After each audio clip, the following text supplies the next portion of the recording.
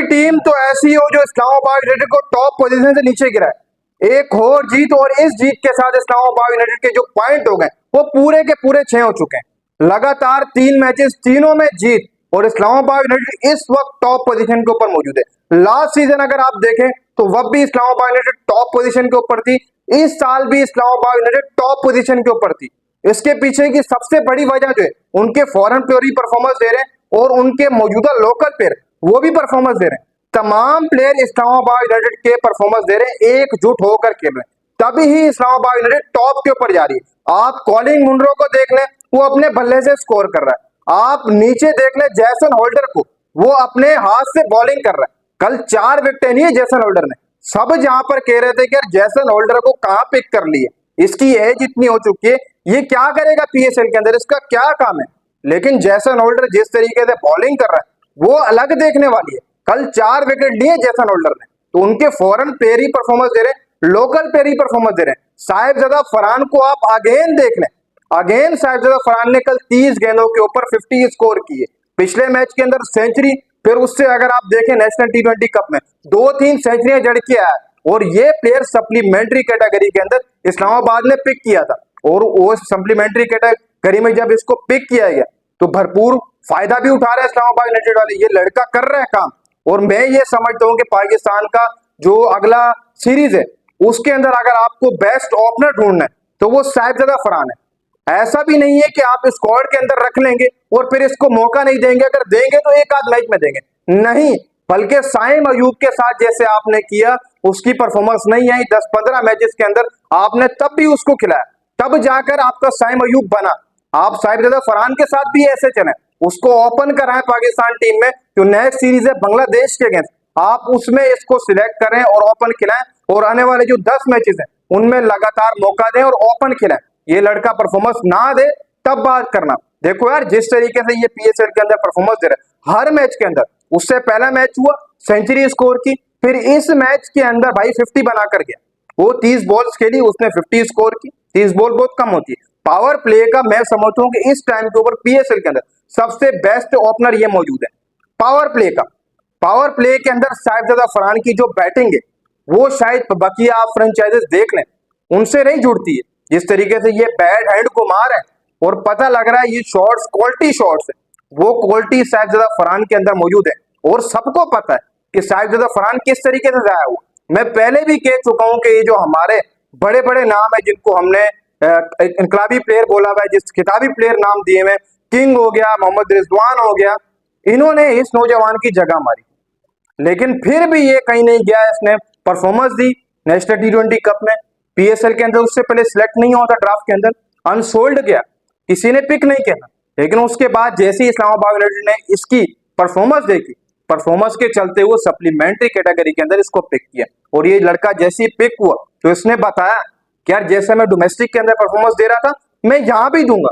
ऐसा नहीं है कि मेरी खाली वही परफॉर्मेंस थी और मैं चला जाऊंगा, नहीं, मैं यहाँ भी परफॉर्मेंस दूंगा। तो साहिबजादा फरहान इस वक्त पीएसएल के अंदर मैं समझता हूँ कि सबसे ग्रूम प्लेयर और सबसे बेहतरीन प्लेयर है, और पाकिस्तान का आने जो अगली सीरीज है उसमें आप इसको ओपन करवाएं तो आपको बहुत सारी चीजें ये कवर करके देगा।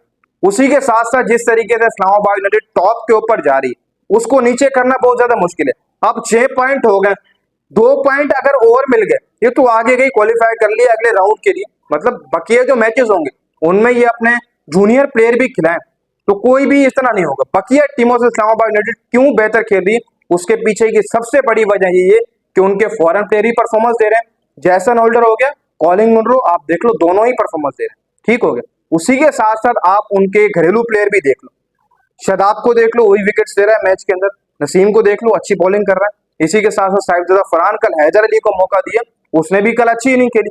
लेकिन इस्लामाबाद यूनाइटेड को हैदर अली को मैं समझता हूँ कि थोड़ा ऊपर भेजना चाहिए। देखो मानते हैं कि वो आप नीचे भी उसको भेज सकते हो, फिनिश कर सकते हैं, लेकिन बाय द वे पिंडी के अंदर जब आप मैचेस खेल रहे हैं, आप 2 मैचेस जीते हुए, तीसरा मैच था, आप हैदर को ऊपर लेकर जाए, अगेन वो जब स्ट्राइक लेगा तो आपका स्कोर इससे भी ऊपर जाएगा।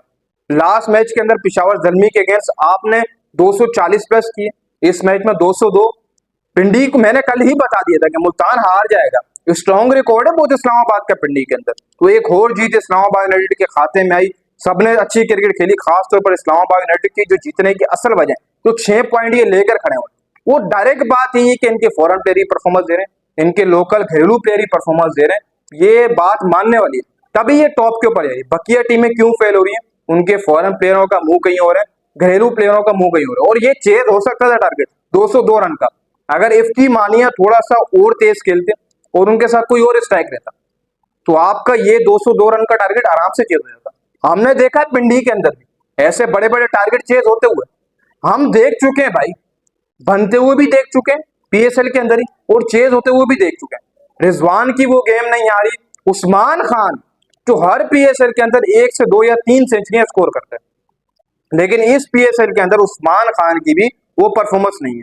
आप समझ लो कि पाकिस्तान ने यूएई से घाटे का सौदा किया था कि उस्मान खान को यहां हम लेकर आ गए, फिर पीएसएल की परफॉर्मेंस से अब तो वो पीएसएल के अंदर ही परफॉर्मेंस नहीं दे रहे, तो अब उस्मान खान का क्या होगा ये तो हमें भी नहीं पता, ना ही ये मुल्तान सुल्तान को पता होगा। और शायद ये उस्मान खान अगर यहाँ भी परफॉर्मेंस नहीं देते हैं तो फिर शायद मैं समझता हूँ कि अगले सीजन में तो नजर भी नहीं आएंगे। और वैसे भी उस्मान खान का जो रिकॉर्ड है पिंडी के अंदर वो काफी ज्यादा अच्छा है, फिर ही परफॉर्मेंस नहीं दी और छोटी बाउंड्री पर विकेट बैटिंग चेस भी हो सकता था अगर थोड़ी सी स्ट्राइक लेते। इफ्ती मानिया ने पूरी कोशिश की कि फिनिश हो जाए लेकिन नहीं हो पाया। गलतियां कहाँ हो रही हैं?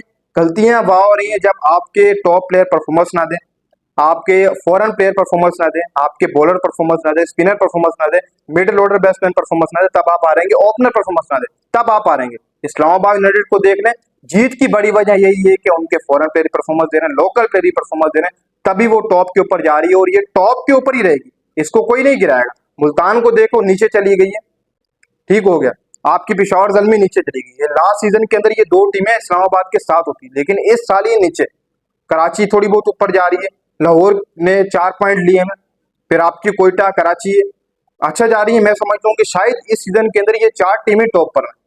हो सकता है कि नीचे से या पिशावर ऊपर आएगी या मुल्तान ऊपर आएगी, दोनों में से एक टीम जरूर ऊपर आएगी, क्रॉस करके आएगी तमाम टीमों को और टॉप के ऊपर आकर रोकेगी इस्लामाबाद के बाद। ये भी मैं आपको बता दूं, मुल्तान या पिशावर इन दोनों में से एक टीम टॉप के ऊपर आएगी, आप देखिएगा।